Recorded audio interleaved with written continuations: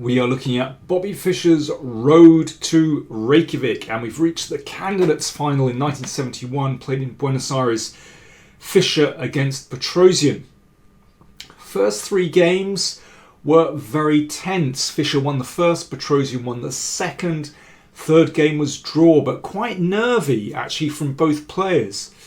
So we go into game 4 with Petrosian with the white pieces. Don't forget to like, comment, share and subscribe, and do consider supporting us through PayPal or patreon.com.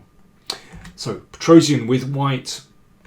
It's in English, but very quickly we transpose into this Marozzi bind position, or an accelerated dragon, you can call it that. You can also reach this exact position via the Sicilian as well. So with the pawns here on e4 and c4, that's this so-called Marozzi bind. And with black playing this kingside fianchetto, yeah, this is, well, the accelerated dragon. But it's a very well-known position. Back in the 1920s, 1930s, this was thought to give white a big advantage, but since that time, well, strategy developed and it was shown to be very acceptable for black. And Petrosian also played this with black as well. And you might recall that Fischer had used this system against Larsen in their candidates match.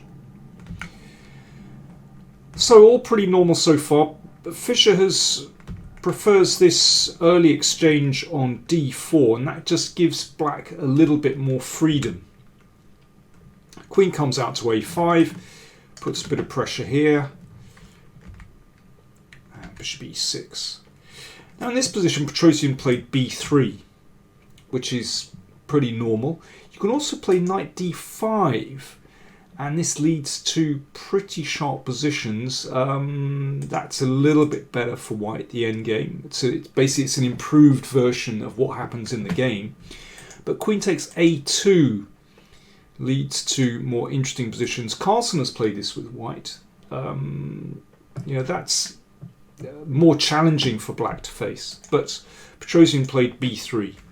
Super solid, as is his wont. And here Petrosian went with bishop e2. You can also play bishop d3 in that position. That's a little bit more aggressive. And here a very popular move is knight a4. And I think this is, well, really if white wants to play for the advantage, this is the best way to do it.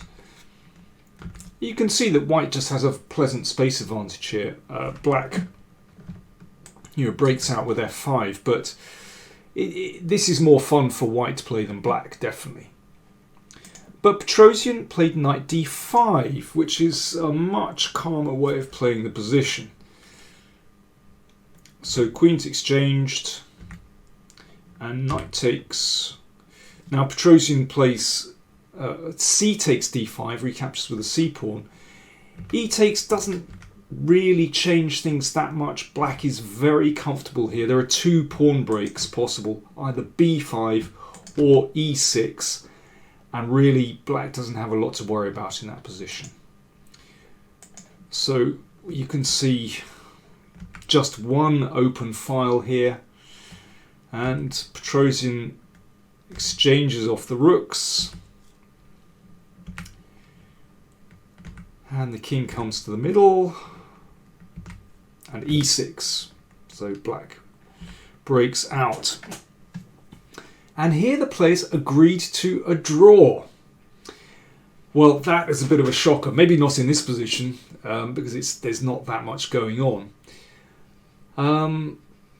But that's extraordinary for Petrosian to concede a draw, to give a draw without really fighting very much in this game, when he really had, I think, quite a psychological advantage. He'd really unsettled Fischer in game 3. He defeated Fischer fantastically in game 2.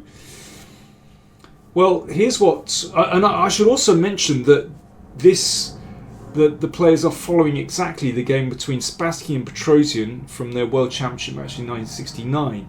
which, well, was very dull. So basically Fischer didn't have to work to get to this position at all. He would have known that game very well. Well, the game went on for another 20 moves before they agreed a draw. So yeah, Fischer didn't have to work at all, even to reach this position after 20 moves. Here's what Petrosian had to say after the game. Many people didn't understand why in the fourth game, having the white pieces, I quickly made a draw. It's quite simple. After Fischer's statements that Korchnoi and I had made ridiculously short draws in our match, I wanted to confront him with a psychological problem.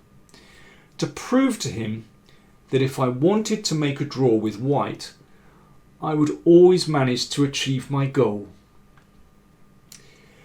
Well, with hindsight, that seems like a very strange attitude. And you know, this kind of psychological second guessing does seem very strange to me. And, you know, reading between the lines there, it seems to me that Fischer had got to Petrosian even before the match started. You know, about these short draws with Korchnoi. He got under his skin. So, and what does that prove? It proves nothing. I can imagine that Fischer, playing with the black pieces and being under pressure in the previous game, just thought, great, you know, I've had a really simple day. You know, I can look forward to playing with the white pieces, and basically the score in the match is still even. Incredible. And Korchnoi and Spassky and others criticised Petrosian. Well, for example, here's Spassky.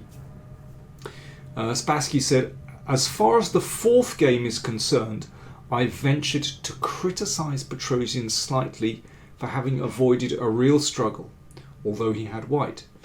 I think that if one of the competitors in a match has a moral advantage, he should sometimes take a risk and play for a win.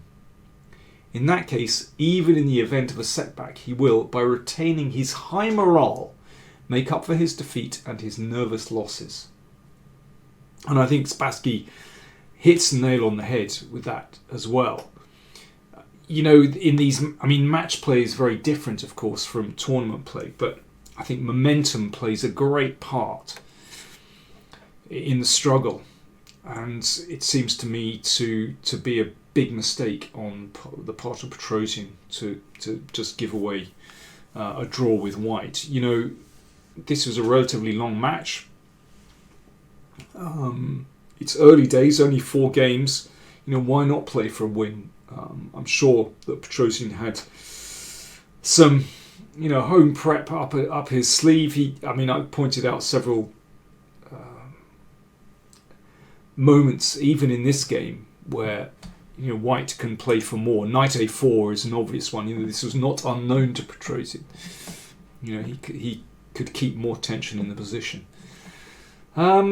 So Fischer had rode out the first 4 games, so he could go into game 5 with the white pieces. Sorry if you found that game not to be a thriller. Just imagine how the spectators felt at the time.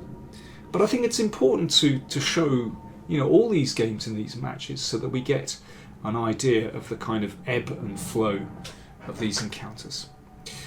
Don't forget, you can check out all the other videos that I've shown in this match. You'll find them in the video description.